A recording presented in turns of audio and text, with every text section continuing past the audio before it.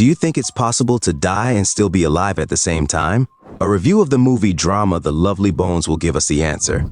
The event takes place in the year 1973 in a small town in the state of Pennsylvania. Yuzi is 14 years old and lives with her parents, younger sister Lindsay, and little brother in a big cozy house. Her life can be called almost perfect.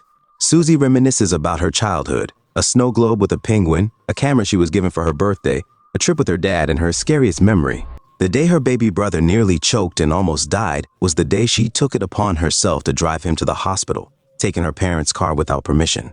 Grandma Lynn had predicted that Yuzi would live a happy life because she saved her brother, but that wasn't the case. At the shopping center, Yuzi spots a charming guy named Ray, who happens to attend the same school as her. She finds him very appealing, and her grandmother picks up on this. Grandma Lynn shares with Yuzi the story of her first kiss, saying it turned into one of her fondest memories. Susie has no clue that a neighbor is plotting her murder, drawing maps, digging in the cornfield, sharpening knives. After watching Othello in the school film club, Susie meets Ray in the hallway. He asks her about the movie. Susie is confused. Ray tells her she's beautiful and invites her to the mall on Saturday.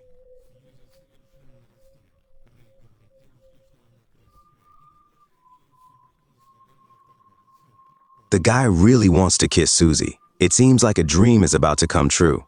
However, just at that moment, something unexpected happens. An angry art teacher suddenly bursts into the hallway and starts reprimanding one of the schoolgirls, Ruth, for drawing too frankly. He interrupts the boys and sends them back to class. It looks like we'll have to wait until Saturday. While heading home through the cornfield, Susie encounters her neighbor George Harvey. He wants to show her a secret hideout, an underground cabin he built for the kids to play in. Initially, Susie is hesitant and refuses, but Harvey eventually persuades her. Susie descends into the underground cabin. It's quite dark and gloomy there.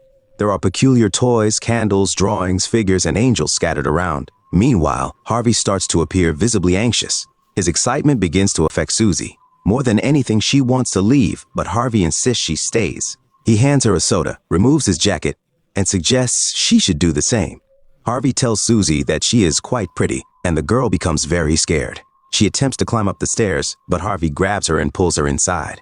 Susie kicks him in the face and manages to break free. She runs frantically through a cornfield, then continues down a forest path, sprinting past the same girl, Ruth, who had been scolded by the painting teacher the previous day. Meanwhile, Susie's parents are desperately trying to find their daughter and are at a complete loss.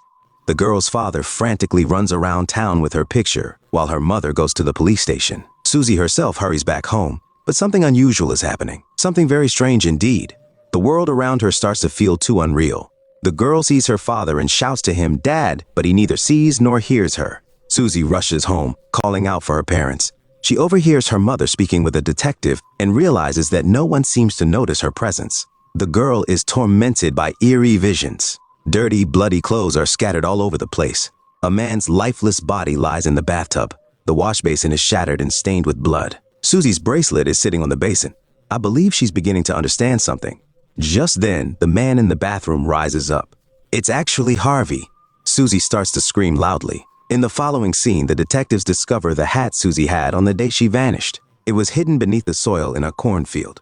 And the police discover traces of blood, a significant amount of blood.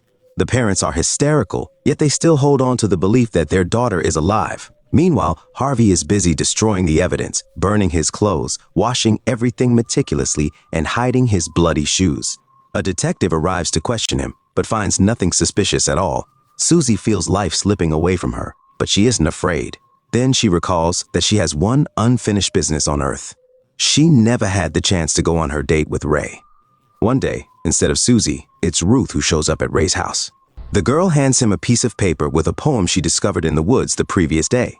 Ray is quite surprised because he had written this poem specifically for Susie. Ruth believes Susie is still around. It turns out that Susie's soul touched Ruth when she departed from this world, and ever since, Ruth has sensed her presence. Susie is now in a beautiful place that exists between worlds, and simultaneously, she is signaling to her father that she's still present, despite the pleas from the spirit of the other deceased girl to move on and not look back. Susie isn't ready for that yet.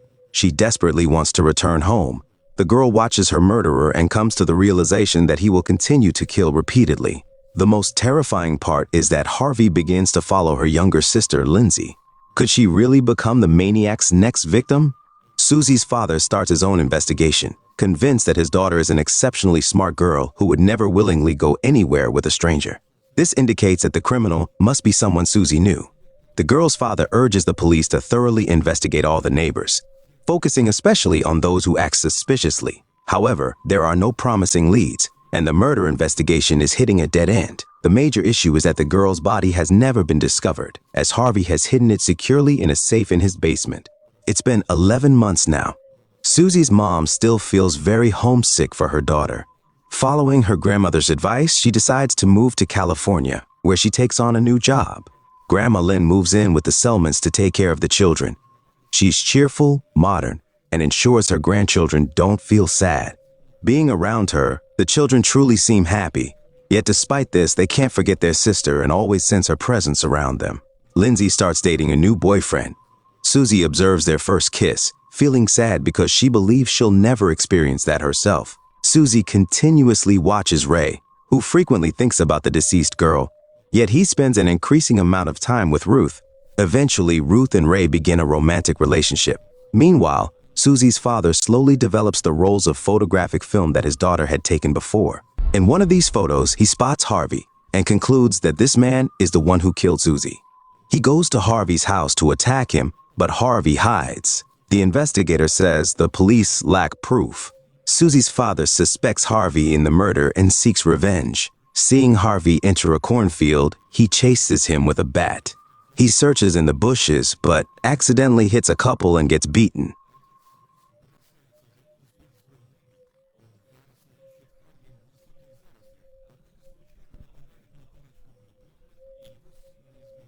The man, against all odds, is still alive. Susie, overwhelmed with guilt, blames herself for the tragic events that happened to Daddy. She comes to the realization that, despite her deep love for her father, she has to find the strength to let him go.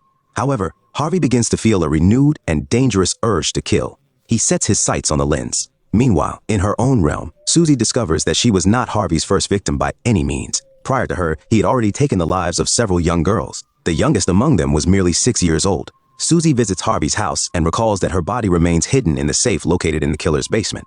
Meanwhile, the town continues with its usual everyday life. However, Lindsay is the only one who is constantly feeling on edge and anxious. She starts to notice that their neighbor, Mr. Harvey, is always watching her, which makes her begin to suspect him. Driven by her suspicions, Lindsay sneaks into Harvey's house and discovers a notebook filled with drawings. In this notebook, the man has kept a detailed diary of Susie's murder. It includes the crime plan and even has a lock of Susie's hair, which is labeled. Lindsay is absolutely horrified by this discovery. At that moment, Harvey returns to his home.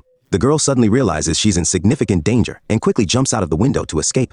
Harvey desperately tries to catch up with her, but unfortunately, he doesn't succeed. Lindsay then runs all the way home and discovers that her mother has come back. Wanting to preserve the joyful moment of her parents' reunion, she decides not to mention anything to her dad and mom.